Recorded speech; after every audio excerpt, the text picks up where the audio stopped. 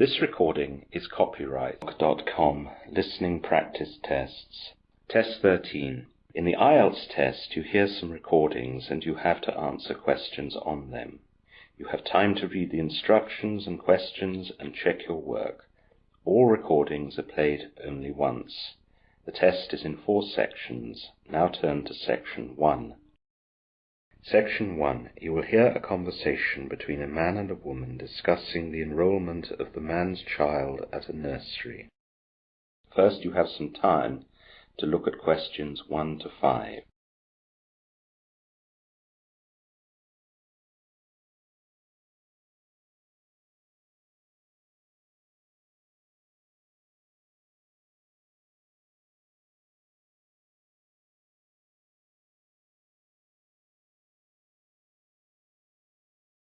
You will see that there is an example. This time only the conversation relating to this will be played first.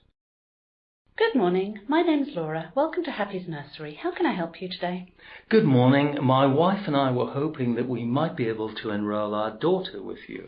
We do have space, so that should be fine. What's the age of your daughter? She's 2. So 2 is the correct answer. Now the full test will begin. You should answer the questions as you listen, as the recording is not played twice. Listen carefully to the conversation and answer questions 1 to 5. Good morning. My name's Laura. Welcome to Happy's Nursery. How can I help you today? Good morning. My wife and I were hoping that we might be able to enroll our daughter with you. We do have space, so that should be fine. What's the age of your daughter? She's 2. Okay. Now I need to take some details first. Of course. To begin with, I need your and your wife's names. My name is Luke Beckett and my wife's name is Gloria Beckett. Would you spell Beckett for me, please? It's B-E-C-K-E-T-T. And Gloria? G-L-O-R-I-A. Thank you. And can I assume that you both live together at the same address? Yes, we do. Can I have the full address? It's 40 Castle Crescent, Backley. And the postcode? It's BA37TR. Thank you. Now, can I take some telephone numbers for you and your wife? Of course.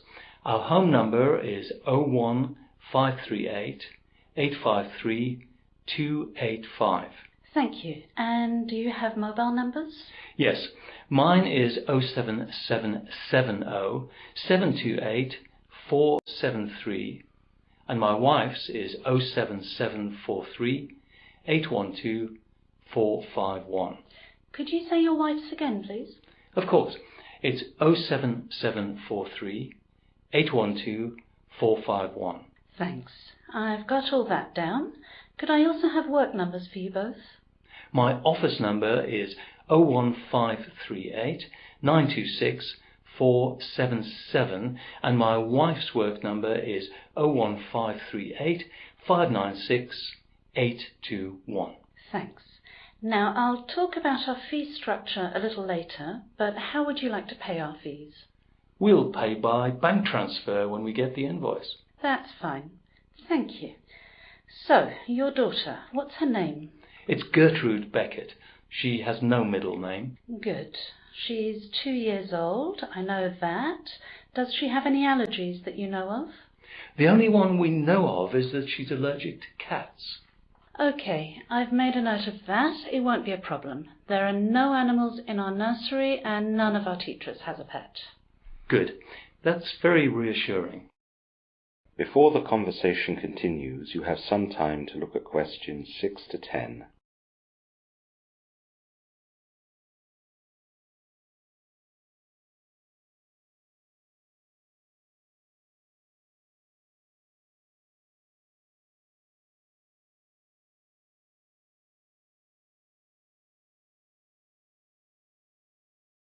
Now listen carefully and answer questions 6 to 10. Now, I suppose you know quite a lot about us already, as you've chosen us to look after your daughter. That's right. We have friends who have their children here.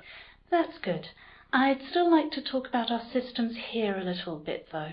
Oh, yes, that's fine. So, we start doing activities at 8:30 a.m, but parents can drop off their children at any time after 6:30. From 6:30, we always have a team of carers here who will supervise your child while she plays with the others, and they will clean and change her when necessary. You don't need to bring anything in that regard, as we will have all that is necessary here. Do we need to bring anything else for Gertrude? Just a sweater for going outside and a couple of changes of clothing in case she gets dirty. Keep it in a good quality bag and have it clearly marked as Gertrude's. Okay, what happens if Gertrude's sick? We will, of course, call you and your wife straight away if she's sick. You'll need to pick her up as soon as you can when that happens, as we don't want other children to catch illnesses. In the unlikely event of anything really serious, we're just a mile away from the county hospital. Also, we always have a nurse on duty who specialises in children, so your child will always have good supervision in terms of health. Good, thank you. The end of daytime activities is at 4 o'clock, though you can pick Gertrude up earlier if you wish. Also, we offer supervision until 6:30 for people who work late. We ask that you do not arrive later than that to pick up your child, as our staff will want to get home to their families. If you're unavoidably detained, please call our number, which is in our information pack here. That shouldn't be a problem for us, as we both finish work at around 4 o'clock. Good. Finally, I'd like to tell you about a new service that we're running. It will cost extra outside our usual fee structure, but it's proving to be incredibly popular. We now offer supervision at the weekends so that parents can be free to shop, travel a little, or do other necessary things that would be awkward with a young child. I don't think we'd need that often, as we wouldn't like to leave Gertrude then, as we see her so little during the week. It would be very useful for unexpected things and emergencies, though. Well, now let's move on to the fee structure. That is the end of section 1. You will now have half a minute to check your answers.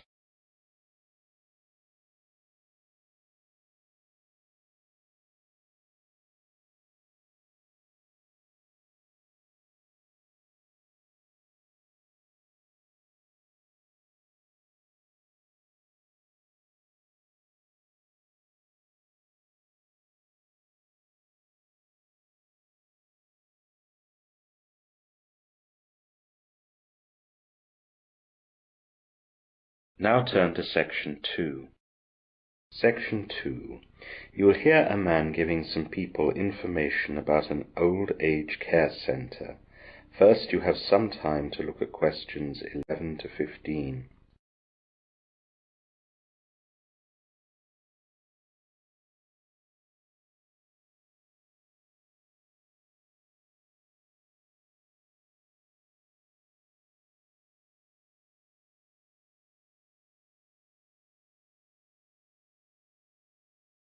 Now listen carefully to the information talk and answer questions 11 to 15.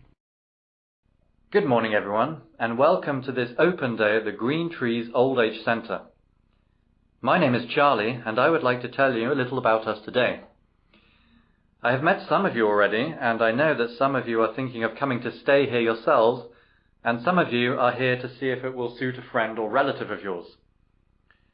So, we offer skilled elderly care for up to 60 residents.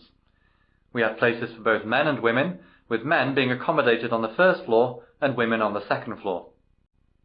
We have 3 lifts that service all the floors for those who find stairs challenging. All our rooms are single, and therefore we are not suited to looking after married couples together. All our rooms are en suite and are cleaned daily. Some types of pet are allowed, but this has to be discussed with the manager. The manager will decide on a case-by-case basis. The common areas are exceptionally luxurious. We have lounges, television rooms, and a games room which are open to all residents. Our dining room is as well appointed as the rest of our facilities, and our food is exceptional.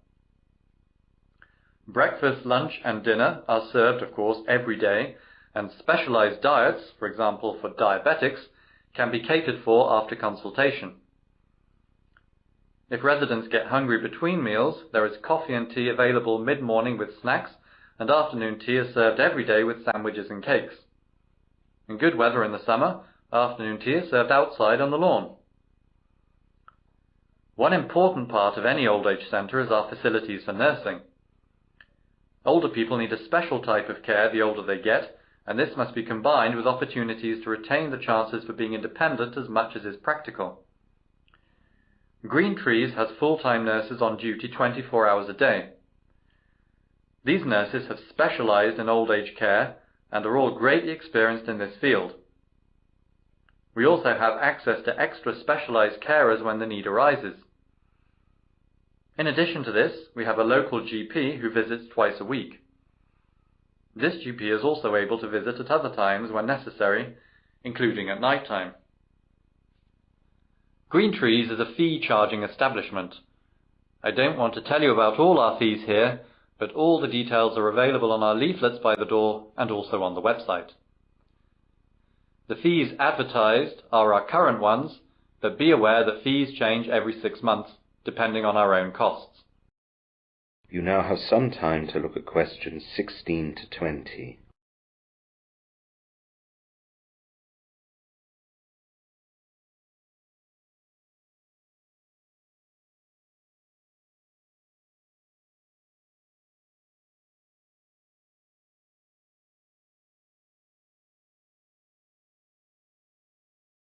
Now listen to the rest of the information talk and answer questions 16 to 20. Green Trees also has a variety of activities for our residents, both inside and outside our premises.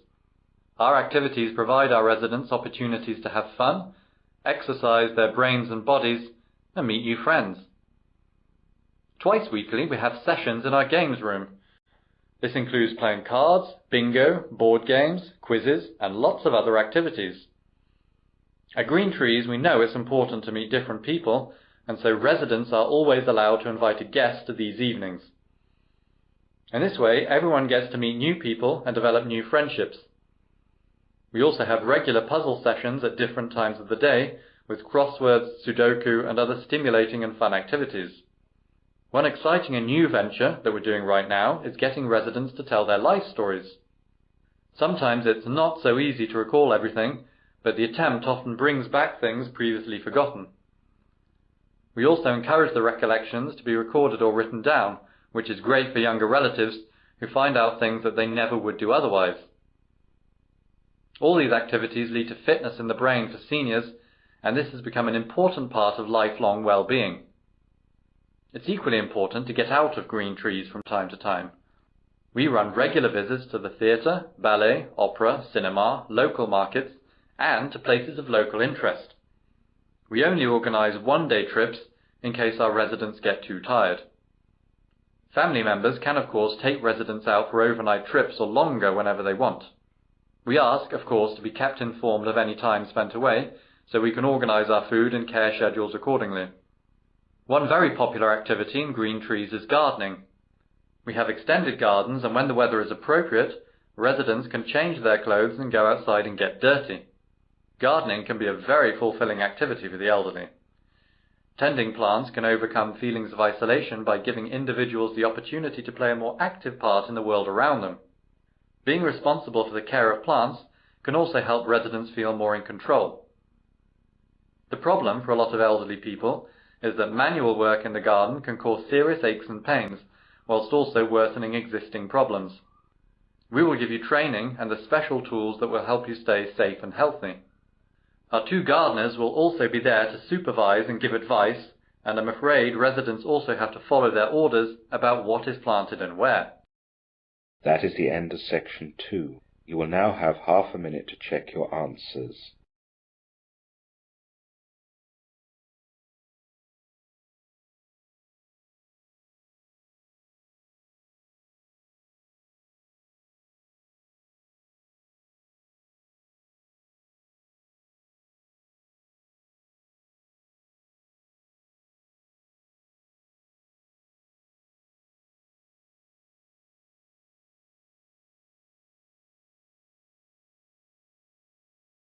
Now turn to section 3.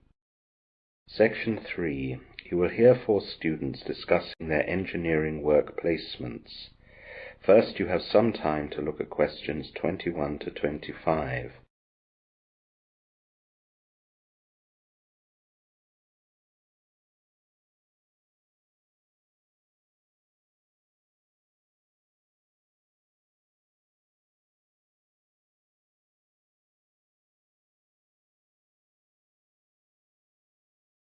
Now listen carefully and answer questions 21 to 25. Hi, Tanya. Hi, Ross. Hi, Derek. Hi, Tanya. Have you seen Lily? Yes, she's just behind me. Here she is. Hi, everyone. Hi, Lily. You know Ross, don't you? Yes, I do. Hi, Ross. Hi, Lily. So, Lily, do you know what you're doing for your engineering work placement?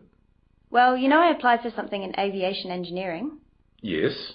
Unfortunately, my application for that was turned down. So I also applied for a practical job working on bridge construction in Brisbane. Was that successful? No. They called and said someone else had taken the job, so I applied for a job helping in an engineering office in town. So, that's what you're doing? They offered me, and I was about to accept when the bridge people called and said the person who'd accepted had dropped out, so I've ended up with that. Well done. You'll learn a lot with that. Yes, and it'll look great on your CV. I'm sure it will. It's not aviation, but it'll still be very interesting. What about you, Ross? Oh, I didn't have too much trouble. Fortunately, my father has an engineering firm, so he's taken me on. That should be great fun. It might be, but you don't know my dad. He'll work me to death. It might have been better just to have done some road surveying for the local government. It would have been boring, but at least 9 to 5. I thought that you'd applied for work on an oil rig off Borneo. I wanted to do that, but they said I didn't have the breadth of knowledge for working there. And Derek, what about your plans? I had a placement working out in the Antarctic, but I had to turn it down. Oh no, why? I was worried about the extreme cold, but they said that I'd be okay with that. My dad's a doctor in a hospital, and he said that the months I was there would present no problems. However, my old trouble with blood circulation was noticed by the company supervisor working there, and she said it was too big a risk being so far from a hospital, in case this came back. That's a shame. Yes, it is, but I've got a good placement in Brisbane's Department of Roads. That fits in with what I want to do when I graduate, so things worked out well in the end. So that leaves you, Tanya. I had 3 offers in the end. Good for you. What were they? My tutor recommended working in a shipbuilding yard, as he's got some contacts there. He said I'd get a really constructive job there. The second was in gas drilling, as my cousin works in that, and he said he'd sort me out with something with him, where I'd learn a lot. The last was for the city engineering department. My boyfriend works there, and he wants me to be close. Which did you choose? Well, I've always been interested in geology and the search for underground wealth, so I chose the one searching for gas. That's the field I'd like to work in after graduation, although I'll find myself far away from any civilization for most of my time. This one is right out in the desert. By the way, how do we notify our department about our choices? Do we just call them or tell our tutors? There's an online form that needs to be printed out and filled in. I don't think you can send it as an attachment. Ross is right. It needs to be signed by your tutor, and they need an original for their copy, so it needs to be given in face to face. You'd think that nowadays they'd accept a scan of a signed document that was sent by email. I mean, it's valid legally. You know our professors. Some of them don't even know how to open their email. You now have some time to look at questions 26 to 30.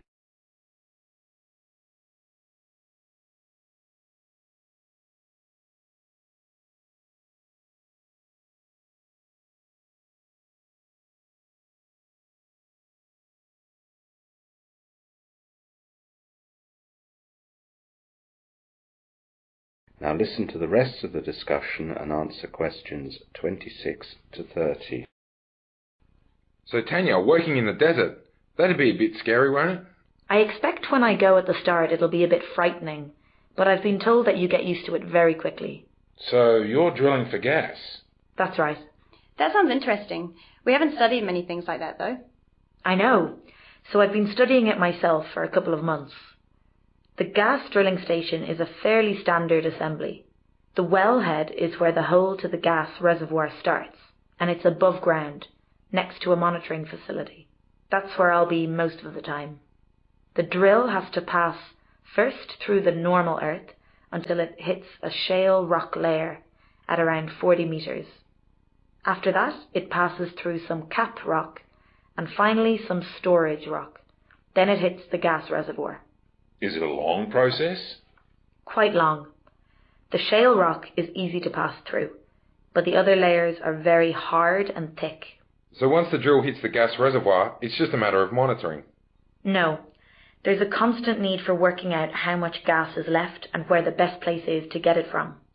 This means other holes may need to be drilled, and that's what I'll be doing.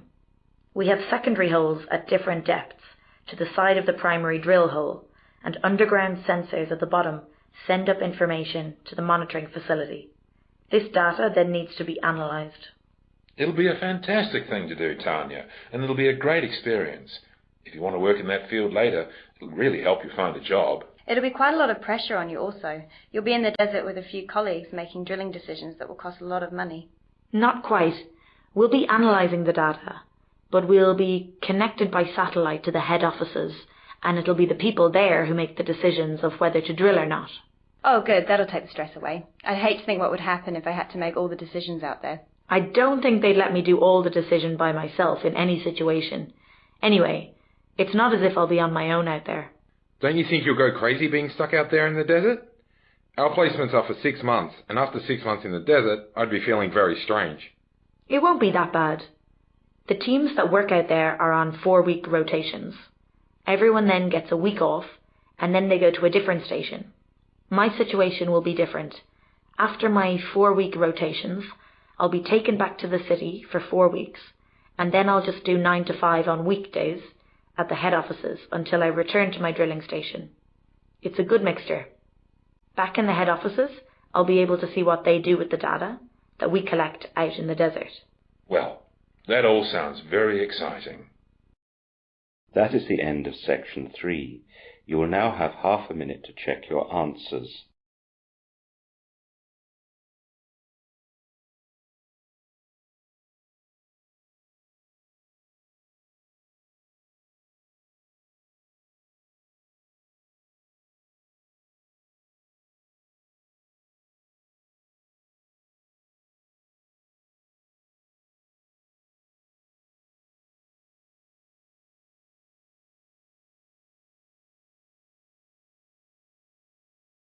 Now turn to section 4. Section 4. You will hear a lecture on hypnosis, hypnotism and hypnotherapy. First, you have some time to look at questions 31 to 40.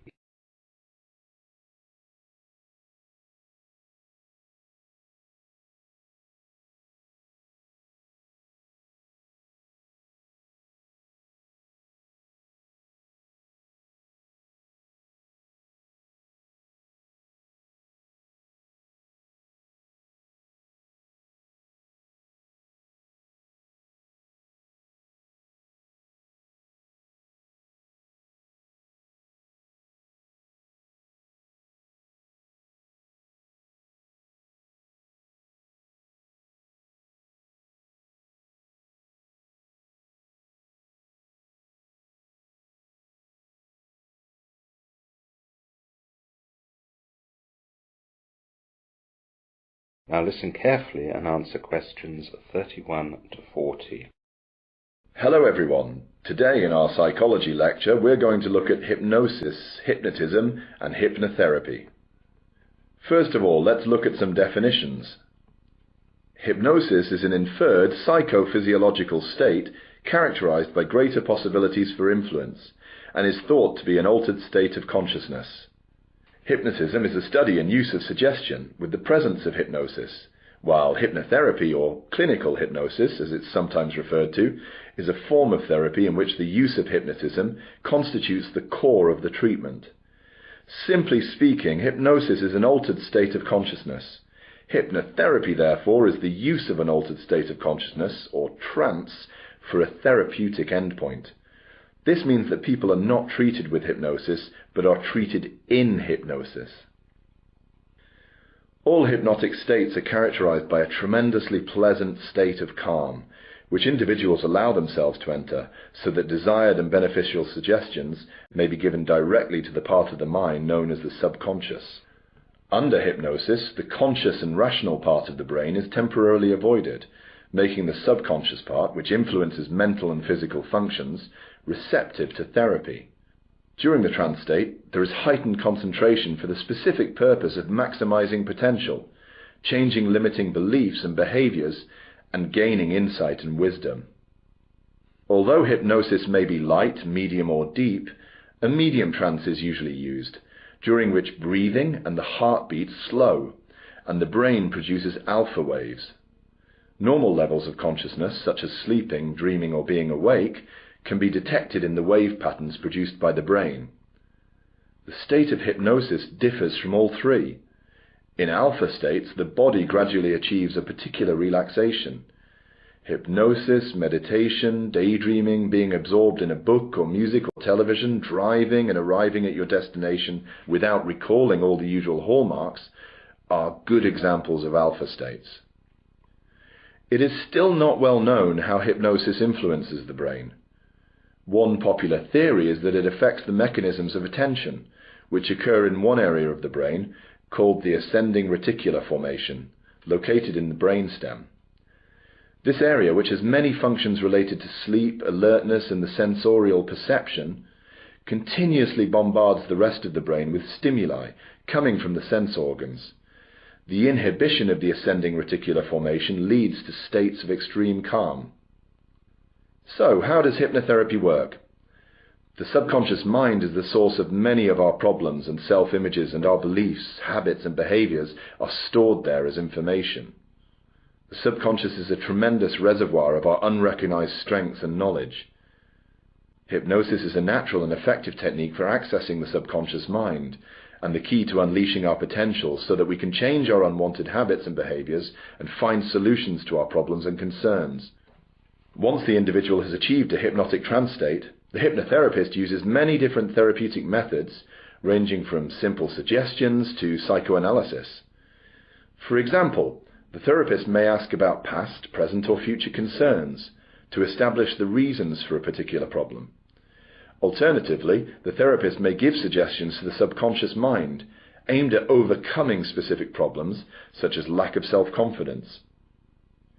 While some uses, such as calming a person, need minimal change on the part of the individual, more complex behaviors, such as overeating, panic disorders, or depression, require a more complex therapeutic intervention together with psychological homework.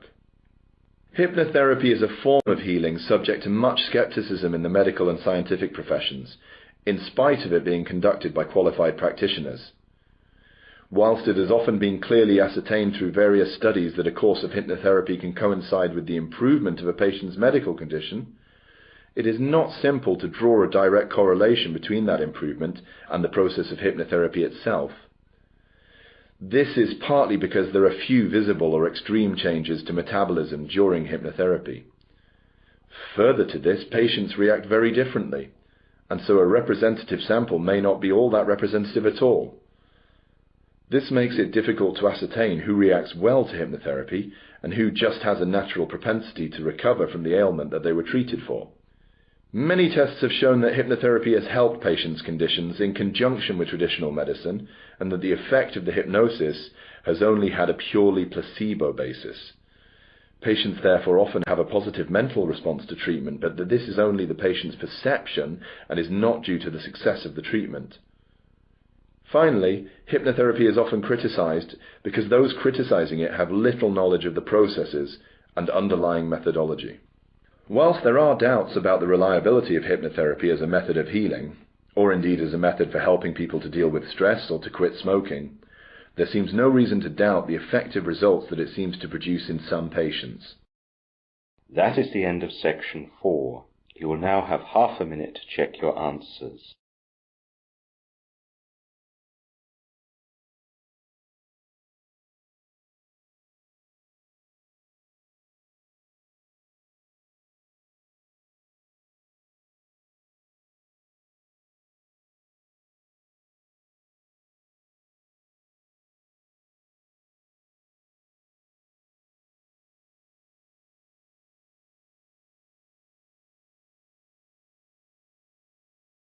That is the end of listening test 13.